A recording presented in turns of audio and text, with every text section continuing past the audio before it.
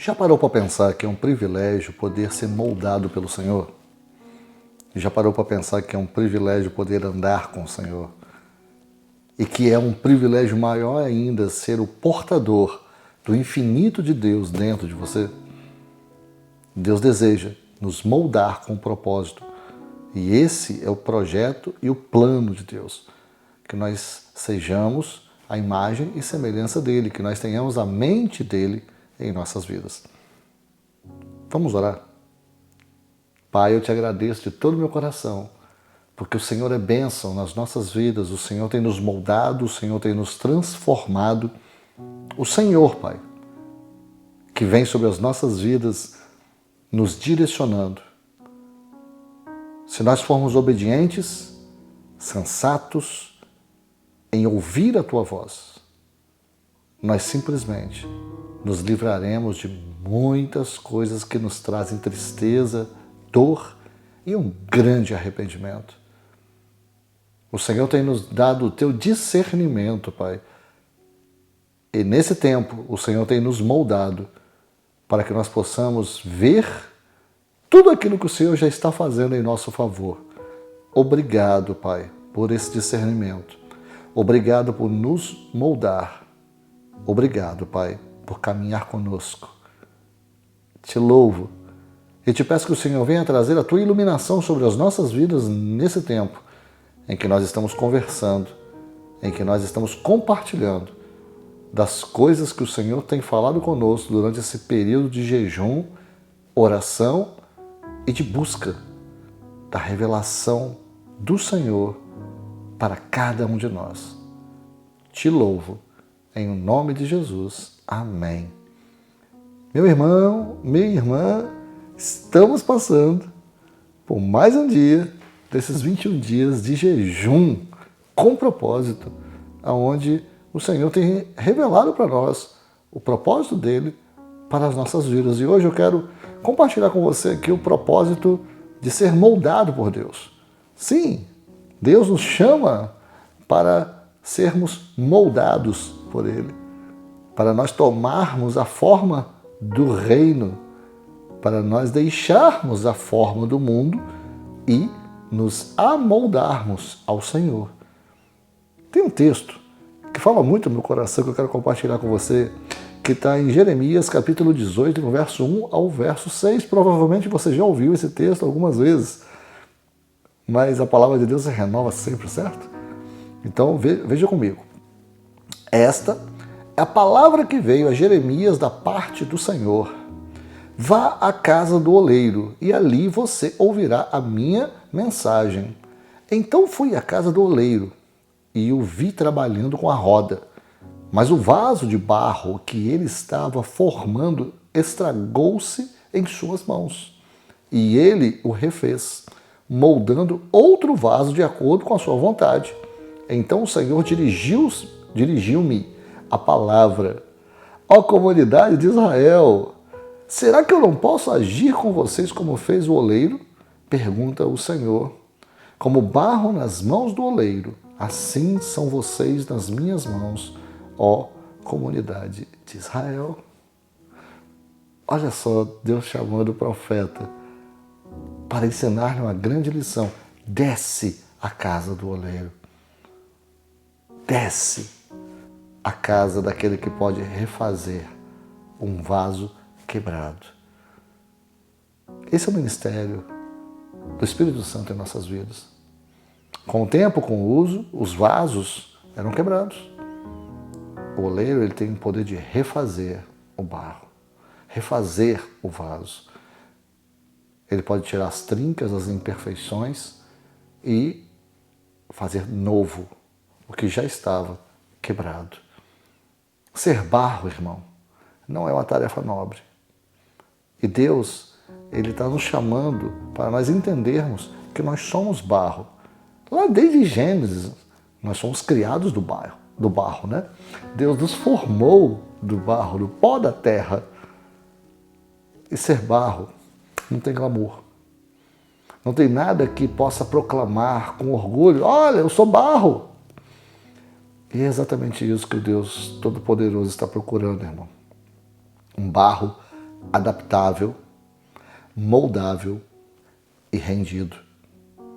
Será que nós temos sido isso? Um barro adaptável?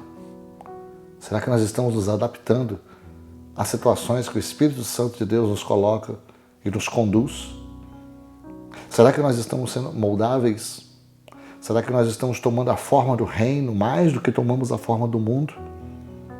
Será que nós estamos de fato sendo rendidos ao Senhor, rendidos ao senhorio de Cristo?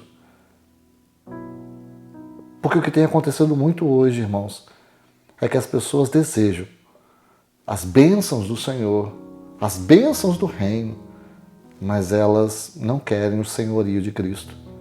Elas não querem se submeter ao Senhor, elas não querem ter um comprometimento com o Senhor e com a sua palavra, com a sua verdade.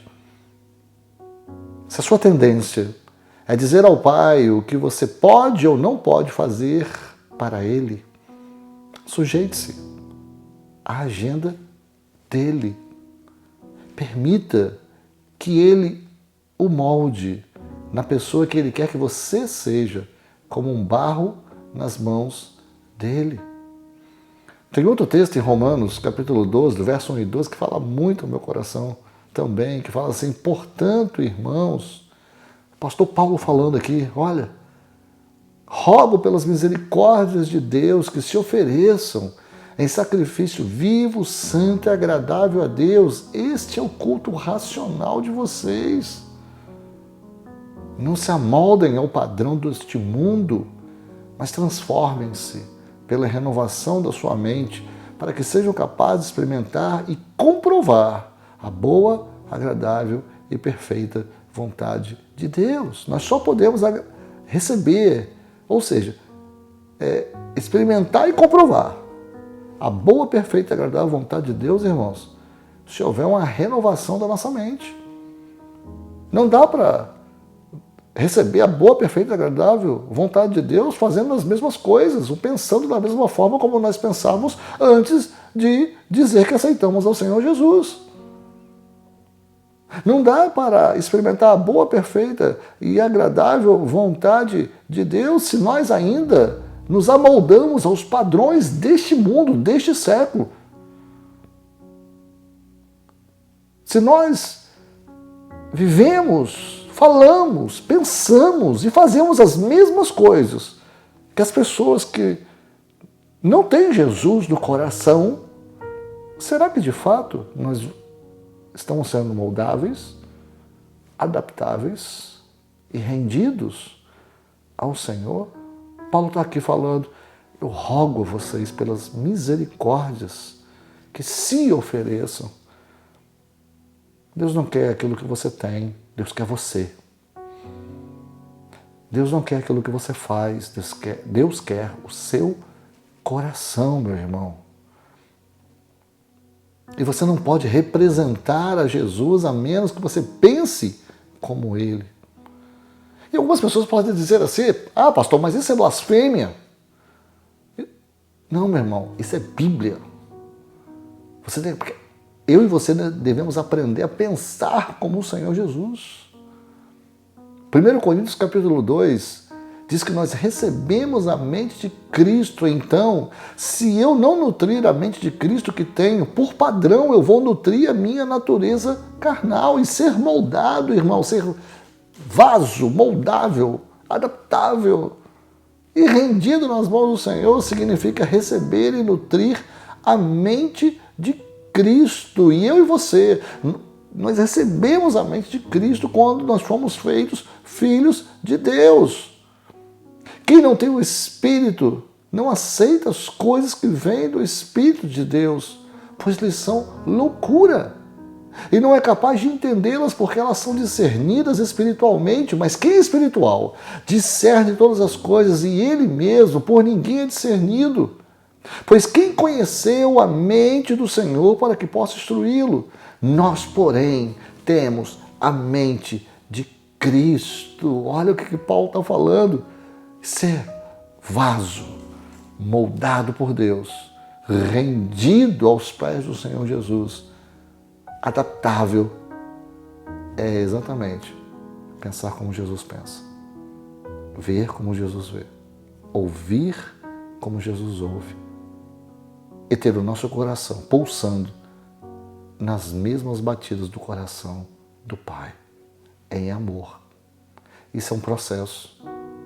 Pode ser que nesse momento você não se reconheça assim, mas eu garanto que se você perseverar e se render ao Senhor, Deus vai fazer grandes coisas a você. O jejum é exatamente para isso, querido. O jejum ele vem para quebrar essas barreiras na nossa vida. O médico pode falar para você fazer um jejum, para que você vai fazer um exame ou uma cirurgia. Bom, é um jejum médico. O jejum que nós estamos falando aqui é um jejum espiritual. É um jejum onde o nosso espírito se aproxima e se conecta do Espírito de Deus e nós estamos fortalecendo o Espírito e a mente de Cristo em nós. E por isso jejuamos, porque nós queremos cada vez mais nos parecer com o Senhor, pensar como o Senhor, agir como o Senhor. Porque cristão é exatamente isso. A tradução é pequenos cristos sobre a face da terra. É isso que nós somos, vasos moldáveis nas mãos do oleiro, Deus, que certamente nos deu um propósito. E esse propósito de ser moldados para Ele é para cumprir tudo aquilo que Ele projetou para nós, a eternidade. Deus nos chama para isso. Que tal você render sua agenda a Ele? Que tal você firmar um compromisso com Ele, de buscá-lo de fato? Que tal você render o seu coração? Que tal você experimentar a boa, perfeita e agradável vontade de Deus sobre a sua vida?